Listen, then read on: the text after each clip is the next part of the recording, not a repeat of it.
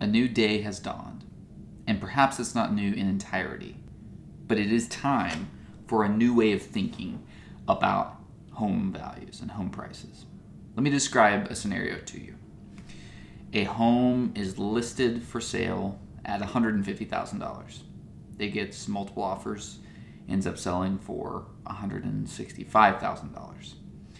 The buyer was using a 3.5% down FHA loan to purchase it. The other offers among them was a 20% down conventional loan buyer, a 5% down conventional loan buyer, an all cash buyer. Why did one person see the value of this home at $165,000 when another saw it at $163,000, another $145,000? Why? What dictates the value of a property? Well, this is something that some real estate teachers, some real estate guides acknowledge. I think everyone acknowledges it, but we have not gone so far as to reframe the way we think about real estate. So what I'm going to put in front of you is a new way of thinking about real estate, and it is in a way audacious, and in many more ways it's just common sense. So let's dive in. The reason that that person that won that bidding contest, the reason that they saw that home as worth $165,000 has nothing to do with $165,000. It doesn't. It has nothing to do with that at all. Do you know why? Because that person was using a 3.5% down FHA loan. So at $165,000, that person brought $5,775 to close, and then let's say plus $5,000 for closing costs and prepaid expenses. So to that person, the house was worth $10,775, and then let's say $1,085 monthly. $10,800 and $1,085 monthly is not $165,000. It's not. $165,000 is a simplification so that buyers and sellers can speak to each other, because we speak different languages. The seller wants to know what they're going to get from closing. The buyer wants to be able to speak that language to the seller in the context that really is important to them. And if you're a cash buyer, which we'll talk about the wisdom of that in another video, but if you're a cash buyer, then the value of the home may well be $150,000 or $130,000 or $160,000, but that's a pile of cash you're going to put into that home. But if you're a loan-funded buyer, then that home is not a pile of cash. It's a pile of cash as a down payment, and it's a monthly cost, an obligation that recurs every month and is broken down into principal, interest, taxes, and insurance, and maybe a mortgage insurance premium or a PMI. But those numbers are the only two things that matter. I'm going to flip my screen around and show you a different way of thinking that's going to be based on those two principles, and then let's look at some examples of how you can use that to formulate offers in a way that is truly significant to you, that's not anchored by the list price. Did the listing agent and the seller get it right? Did they magically pinpoint the exact market value? Or were they just going off something, flawed as it may be or perfect as it may be? And are we willing to risk your home on their perfection? Or might it be more efficient? Might it be better for you to judge what a house is worth in terms of your monthly obligation and your pile of cash you got to bring? So let's look at this. All right, here we are. This number is going to be the base of our comparison here. So if you used a 5% down conventional loan to buy a $200,000 house at what is today's median interest rate of 2.5%, yes, amazing. And these are Oklahoma City prices, so taxes and insurance are going to vary based on your locality, local reality. All right, and this is factoring in 5% down payment and the seller paying no closing costs. Also no earnest money, just so that we're clear on the basis. Okay, so at this purchase price, $200,000, that would equate to $16,620 down with our $10,000 down payment, and then our closing costs and prepaid expenses. Closing costs and prepaid expenses break down to this, and again, some of this is going to vary based on local insurance rate and tax rates, but the rest of it will be kind of largely standardized. Okay, so if that is our formula for our closing costs, then this is what it kind of looks like. If you are comfortable bringing $16,620 to closing, and with a monthly debt obligation of $1,250 a month, then in seller speak, that is $200,000. And if you knew that you were using this loan product, then what I would propose is a very fluid and wise way of thinking about values, is that you base what you're willing to pay for a house off of what you're willing to pay for a house, not on what the value of this house or that house may be relative to the list price. So what I mean by that is this.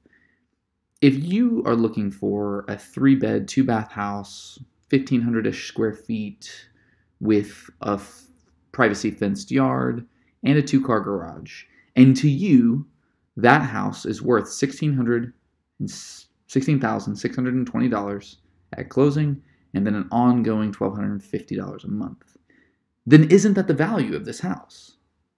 Isn't that, irrespective of list price, irrespective of all other factors, isn't that the value of the house to you?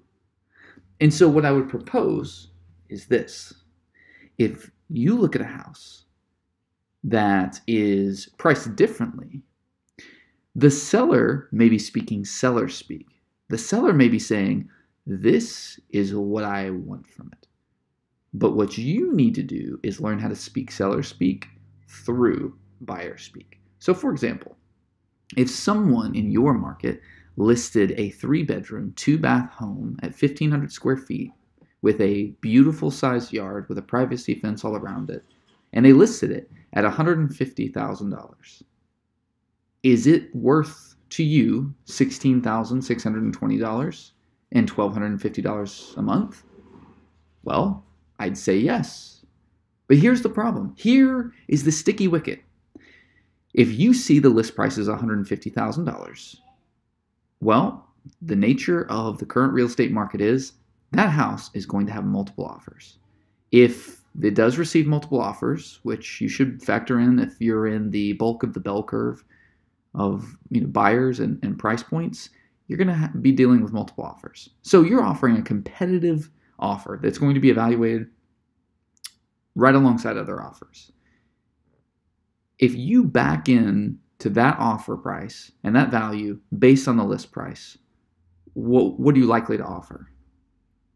What I would propose is that if you will back into an offer price based on what a home is worth for you and not care so much about a list price, I think you'll have better success. And I think that what you'll find is that you will not be underserved in the process of real estate. Because what you might find is that though the seller and the seller's agent and other people think that that house is priced adequately at $150,000, or perhaps that paying a full 15% above list price is reasonable, what you'd find is that 15% above the list price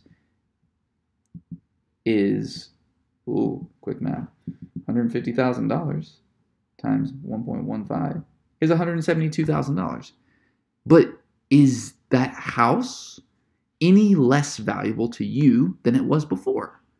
Well, no, because you evaluated it based on the cash that you need to bring to close and the monthly debt obligation. So what I would propose is that if you offer based on what the home is valuable to you, like how valuable is this home to you? Well, that $150,000 list price home is worth a full $16,620 up front and $1,250 ongoing, so long as you have access to this loan product, which makes sure that you do in the financial readiness part of our preparation. As long as you have access to that loan product and you are sure that those terms are there and exist and you can use them, then this home in seller speak is worth $200,000 to you. So what would you stand to lose by offering $200,000? Well, I would propose not much. You would psychologically lose if we let ourselves be manipulated by low price anchoring or by thinking the way that everyone else thinks. But what we would more readily find is that if the home is worth $16,000 and $620 upfront to you and $1,250 a month ongoing, but the bank doesn't think it is, then the bank will let you know by way of a low appraisal. And as it is, you are contractually protected. So long as you use a savvy real estate agent that does contracts in the right way, then you are contractually protected in the case of a low appraisal. But if the bank doesn't think that the offer price is too high, then you weren't wrong. You were exactly spot on in thinking that the house is worth $16,620 up front and $1,250 monthly. So either way, the seller wins because in seller speak, they got more money. You win because you got for $16,620 up front and $1,250 along the way the home that you wanted.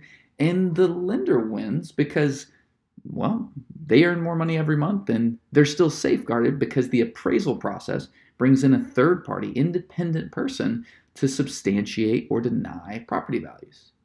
But I promise you, if you back into an offer price off of the list price, what you're going to find is that it feels very, very odd and perhaps wrong and perhaps like you're getting ripped off to offer 15, 20, 30% more than the list price, because what you did is you started with the list price. And we're letting some agent, some listing agent, some seller who may have owned the house for 30 years, and in their hearts, what they're doing is they're being anchored on what they paid for a house. Or the listing agent may be anywhere on the spectrum of quality, but what you would inadvertently be doing is letting their mention of $150,000 anchor what you perceive the value of this home at.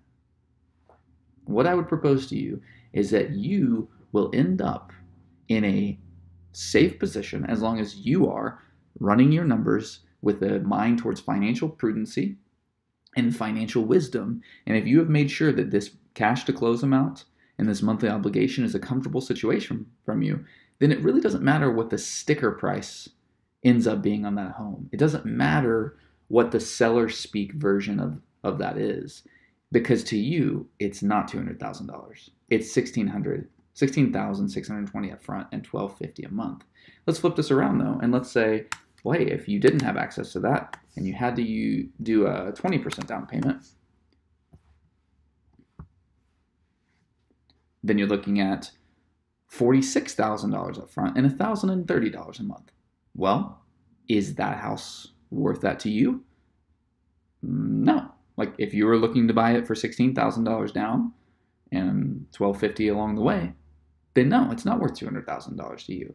And so if you will look through the lens of your personal financing and back into the offer price or the value of a home that way, then you might find that you're, quote, overpaying for a home in many people's opinion. But more likely you'll find that you are offering what to you is the right price for the home. And the bank, if they find out through the process of the appraisal that that's not a real value for the home, that's not a valid value, I promise they will let you know. So what's the price of a home? What's the value of a home? Well, as a seller, what you are going to see is to the cash buyer, it's $150,000 because it's $150,000 and that's the market value. But to the 20% down conventional buyer, well, if that house is worth $46,000 and $1,030 a month, then it's really worth $200,000. To the 5% down conventional loan buyer, the house is perhaps to them worth $16,700 down and $1,250 a month. To them. So if you're a buyer, what financing do you have access to? And depending on the financing you have access to, which one is worth it to you? And not for a particular home, but for a home in general, a home that checks the boxes that you're looking to check. If it checks all the boxes, is it worth $16,700? Is it worth $46,000? Is it worth $150,000? Now flip this around. As a seller, would you rather have $150,000 or $200,000? Like that's the hitch here. Because if you look at 150,000 and you say, well, I'm financing it, so I can probably pay a little bit more than that. So you're gonna back into your offer price. It's gonna be anchored on 150,000 because that was the list price of our hypothetical situation. And you're going to offer something anchored on that. And if you get that house, then great, you got a deal. If you like so many offers on real estate right now in the bell curve of values, if you offer because you were anchored here and you just blew away what you thought is reasonable and you did a highball offer, 15% above this value, or 20%, 30,000 above this, and 180,000, that seems crazy compared to this. But it's still under your threshold of what you are willing to pay for housing that meets your criteria. So if we don't revise our way of thinking and trust the loan process to do what it's meant to do, which is regulate market value and regulate lender risk, if we don't learn to think in terms of seller speak, but primarily through the lens of buyers' needs, then we will guide buyers wrong, we will think as buyers wrong, and we will miss opportunities in housing because we're anchored to list price, which in a cash world makes a lot of sense. But we've got to learn to think of our needs and present sellers in terms of what it means for them. So I hope this has been helpful. Let's pop over to our next video about cash buying. Is debt dumb? Man, I hope you have a fun time wrestling with this with me. See ya.